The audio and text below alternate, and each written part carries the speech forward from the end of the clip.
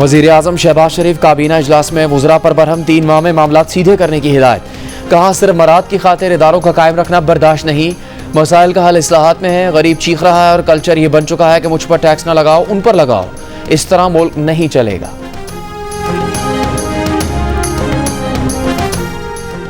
वज़ारत कानून ने जस्टिस आलिया नीलम का बतौर chief justice Lahore high court और जस्टिस शफी मोहम्मद सिद्दीकी का बतौर chief justice Sindh high court तकर्री का नोटिफिकेशन जारी कर दिया। सदर मुमलिकत ने chief justice Lahore high court और सिंध हाई कोर्ट की तैनाती की मंजूरी दे दी।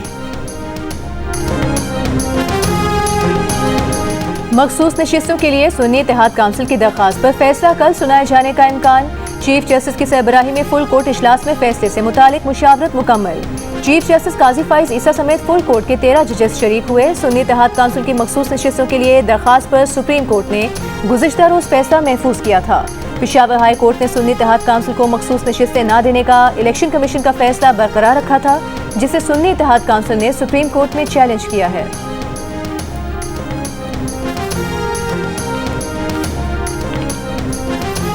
गंदम की एक्सपोर्ट का कोई फैसला नहीं हुआ।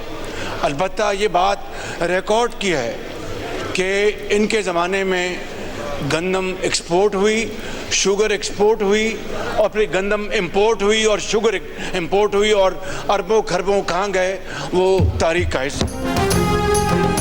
वज़ीर आज़म शहबाज शरीफ ने कहा है कि गंदम की बरामद का कोई फैसला नहीं हुआ। गंदम तहरीक इंसाफ के दौर में पहले दरामद और बाद में बरामद की गई। अरबों खरबों रुपए कहाँ गए किसी को नहीं मालूम। कौमी असम्बली में खिताब करते हुए कहा, रिकॉर्ड पर है असद कैसर जब स्पीकर थे ऑपोजिशन लीडर को बोलने की इजाज़त नहीं होती थी। असद कैसर का भी पुराना रिकॉर्ड निकालने का चैलेंज। बोले मियाँ साहब बतौर ऑपोजिशन लीडर कई कई घंटे तकरीर करते थे। हमारे दौर में तो तकरीरें लाइव चलती थी, अब यहाँ पर सेंसरशिप है जो शर्म का मकाम है। सरकारी टीवी से असद कैसर की तकरीर बराह रास्त नशर नहीं की गई।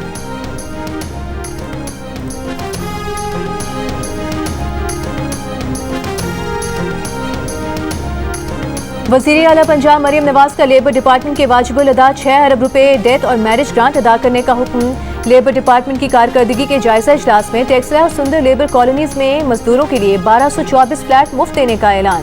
वज़ीर आला पंजाब से बरतानवी माहिर तालीम सर माइकल बाबर की वीडियो लिंक मीटिंग। वज़ीर आला पंजाब ने कहा कि सर माइकल बाबर जैसे माहिरीन का ताउन हमारे तालीमी अहदाफ के हुसूल के लिए मुआवन होगा। वज़ीर आला की मैट्रिक में पोजीशन होल्डर्स तलबा और तालिबात से मुलाकात। वज़ीर आला ने पोजीशन होल्डर्स तलबा और तालिबात में चेक तकसीम किए, ट्रॉफीज दी। वज़ीर आला पोजीशन होल्डर्स की आला तालीम के लिए फीस की अदायगी का ऐलान उन्होंने किया। तालीम के तमाम अखराजात अदा करने की हिदायत।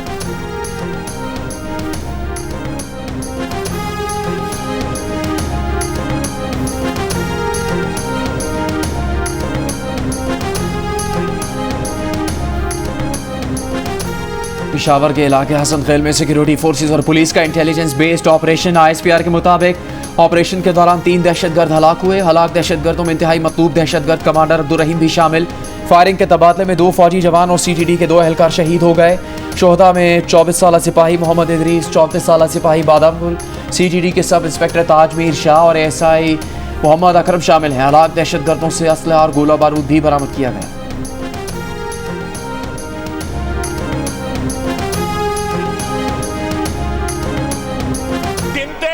यहाँ पे वो लोग बैठे हैं जिन्होंने कैदे काटी PTI के जमाने में। स्पीकर बोला, कुग्गू बन के आपकी सीट पे बैठा हुआ था, कोई नहीं बोला, किसी ने एहतजाज नहीं किया, कोई नहीं बोला इनका। ये आज कहते हैं कि हमें तकरीरों के लिए टाइम देते थे। पहले पूछते थे कि इमरान खान आए या ना आए। आपने तकरीरें करनी है तो वो नहीं आता। ये खुद हमें ये कहते थे, दफ्तर में बुला के कहते थे। आज उठ के जो है पाक साफ बन के कह रहे हैं कि मैंने ये किया और मैंने वो किया। को खुदा का खौफ करो, कोई शर्म करो, कोई यहाँ करो। वज़ीर दिफा ख्वाजा आसिफ के असद कैसर पर ताक का निशाने मीसना करार दे दिया। कहा, असद कैसर जब स्पीकर थे किसी रुकन का प्रोडक्शन ऑर्डर जारी नहीं किया गया, ना किसी रुकन असेंबली की गिरफ्तारी पर एहतजाज किया। असद कैसर की स्पीकरशिप की रिवायात से ऐवान शर्मिंदा होता है। इनके दौर में ऐवान की तौहीन की गई, आज किस मुंह से कहते हैं कि इन्होंने ऐवान को अच्छे अंदाज में चलाया। ख्वाजा आसिफ की तकरीर के दौरान अपोजिशन अरकान का एहतजाज।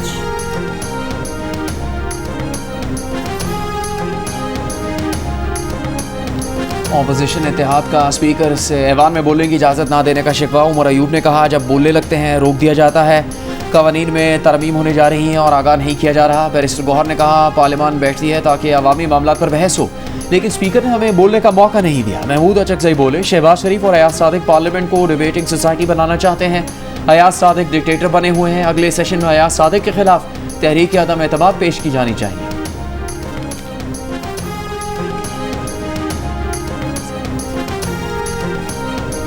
बानी पीटीआई की सुप्रीम कोर्ट से नैब तरमीम का लदम करार देने के खिलाफ अपीलें खारिज करने की इस्तदा। अदालत में जमा कराए गए जवाब में बानी पीटीआई ने कहा कि किसी की करप्शन बचाने के लिए कवानीन में तरमीम किसी बनाना रिपब्लिक में भी नहीं होती। नैब इख्तियार का गलत इस्तेमाल करता है तो तरमीम उसे रोकने की हद तक होनी चाहिए। इख्तियारात का गलत इस्तेमाल करने की मिसाल उनके खिलाफ नैब का तोशा खाना केस है। नैब ने उन पर केस बनाने के लिए 1 करोड़ 80 लाख का नेकलेस 3 अरब 18 करोड़ रुपए का बताया। दौरान समाज जस्टिस अथर मनीला ने उनसे कहा कि नैब तरमीम का फायदा आपको भी होगा। उनका मौक़िफ़ वाज़ेह है कि ये उनकी ज़ात का नहीं बल्कि मुल्क का मामला है। माजी में करप्शन करने वालों ने कवानीन और पार्लियामेंट को अपनी ढाल बनाया। सुप्रीम कोर्ट को हक़ाइक़ के सामने आंखें बंद नहीं करनी चाहिए।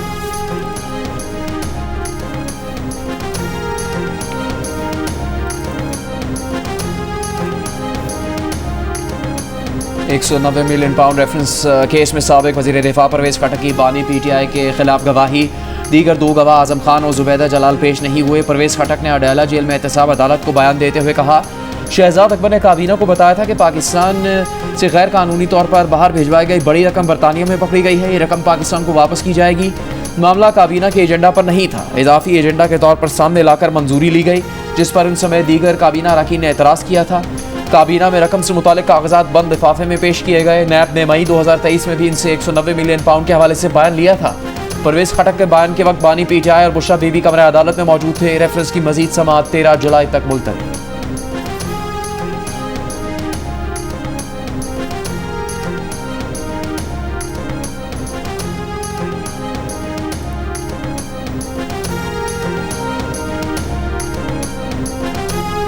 पीटीआई रहनुमा अली मोहम्मद खान का कहना है कि परवेज़ खटक की गवाही पर बहुत अफसोस हुआ। परवेज़ खटक को बानी पीटीआई ने इज्जत दी और खैबर पख्तूनख्वा का वज़ीर आला बनाया। मखसूस नशिस्तों के केस में उम्मीद है सुप्रीम कोर्ट से इंसाफ मिलेगा। चीफ जस्टिस और 13 जजेस के सामने है कि पीटीआई को मजबूर किया गया कि वो सुन्नी इत्तेहाद में जाएं, कारकुनों को रिहा और खवातीन की सीटें वापस की जाएं।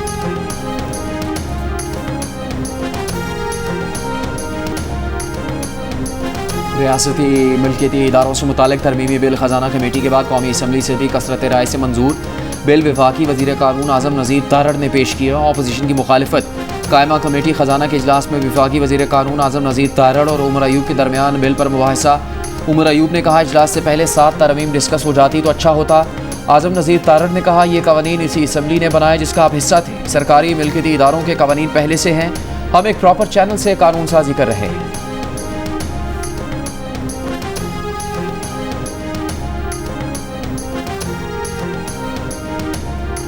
वज़ीर आज़म ने इम्पोर्ट एक्सपोर्ट के मसाइल हल करने और शिपिंग सेक्टर के लिए रेगुलेटरी बॉडी तश्कील देने की हिदायत कर दी। रोजनामा जंग की रिपोर्ट के मुताबिक ग्रीन चैनल की इस्तेदाद बढ़ाने, कस्टम्स को हफ्ते के 7 दिन 24 घंटे खुला रखने के इकदाम भी किए जाएंगे। अंडर इन्वॉइसिंग और मिस डिक्लेरेशन को रोकने के लिए मॉडर्न टेक्नोलॉजी के इस्तेमाल की भी हिदायत जारी। पाकिस्तान सिंगल विंडो के डायरेक्टर और supply chain expert Khurram Ejaz ने जंग को बताया कि दौरे कराची में वज़ीर आज़म को तजवीज़ पेश की थी, जो उन्होंने कबूल कर ली।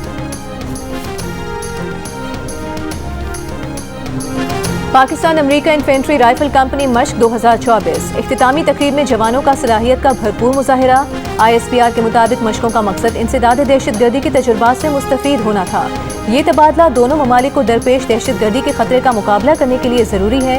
पाक अमेरिका इन्फेंट्री राइफल कंपनी मशकें पहली बार इंसदाद दहशतगर्दी के शोबे में की गई हैं।